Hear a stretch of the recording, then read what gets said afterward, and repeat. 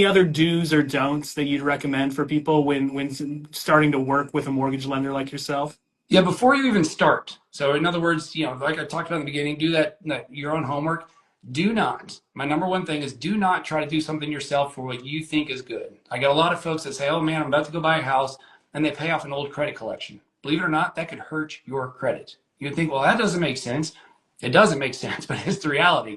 So I would say don't do a whole lot. People start moving money around, or I'm gonna liquidate this, or I'm gonna do that, or I'm gonna change the way I gotta pay. If you work for a family-owned company, you might change the way you're doing something. Please don't. Reach out to a mortgage professional and get a plan, and let the mortgage professional assess what you have in front of you today, and then take that guidance to say, here's how we set it up. Because I see too many folks try to DIY it, do it themselves before, and some things you just can't undo. So that'd be my biggest don't, is don't do anything out of the ordinary. Live your life, and when you're ready, contact a mortgage professional and then get a plan in place to see what you need to do to pull those levers. So kind of along those lines, as a buyer, how do you make sure that you get a competitive mortgage rate?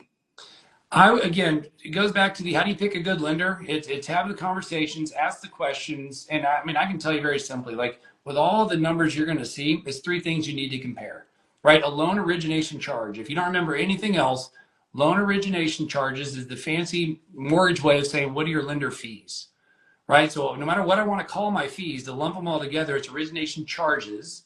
And number two, what's the interest? Well, number one is probably what's the rate. Number two is what are those lender fees? And number three is what points, whether it's origination or discount. Those three things help you compare.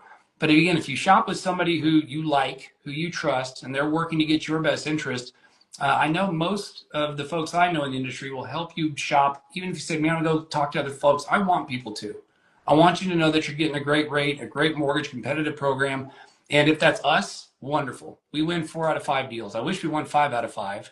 But the reality is it's something where it's a very competitive market. And in theory, if you go get 7 quotes, they should all be very, very close.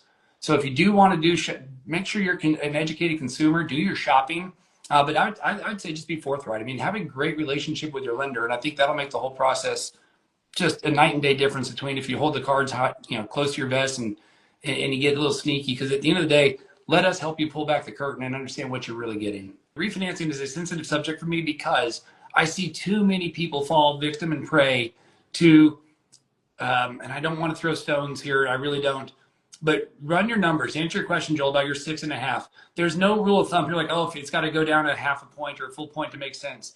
Look, everybody's scenario is different. It never hurts to run the numbers, but compare your savings, not your payment. And this is the big thing I want to stress.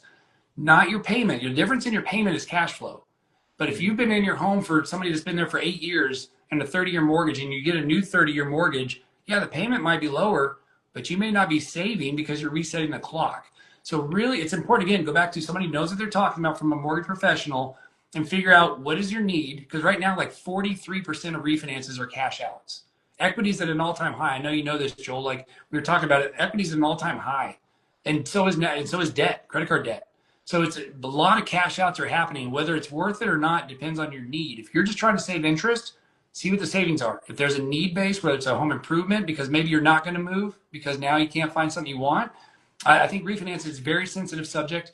Please, please, please do your homework, more so even than on a purchase, because there are big companies that will say, oh man, you break even in 20 years. Isn't that a good thing? No.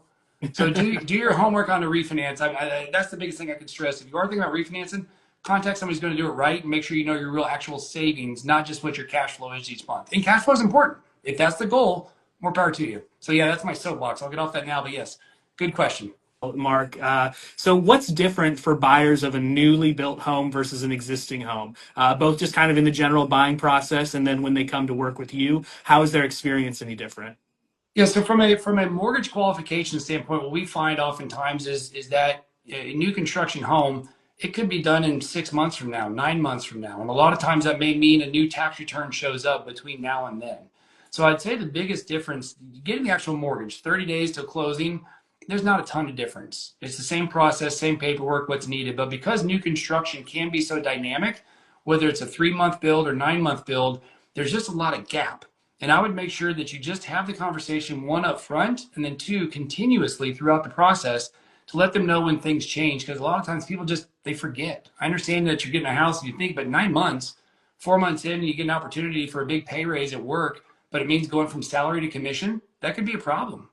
And so that biggest thing I could say with new construction that's different is because of that gap in between, you got to do a really good job of understanding why you're approved, what could ruin it, or what could impact it. I don't say ruin it, what can impact it, and just make sure that you communicate and have an open relationship from a communication standpoint. Make sure you're open with your lender to say, hey, here's what I'm thinking about doing, or I need to buy that new car, or something happened, or I can't sell my house for as much as I thought I could.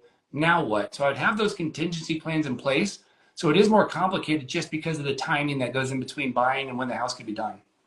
In the new construction space, we see a lot of builders advertising below market rates. Can you just tell us a little bit how that works? Like, is there a special relationship between you and the builders that allow you to offer that to new home buyers? Absolutely. So folks, we get this a lot because we do work with a lot of builders, both our company and my team as well. And it's like, is that real or what's the catch, right? It's always Mhm. like, what's the catch or what's going on behind the scenes that I don't see?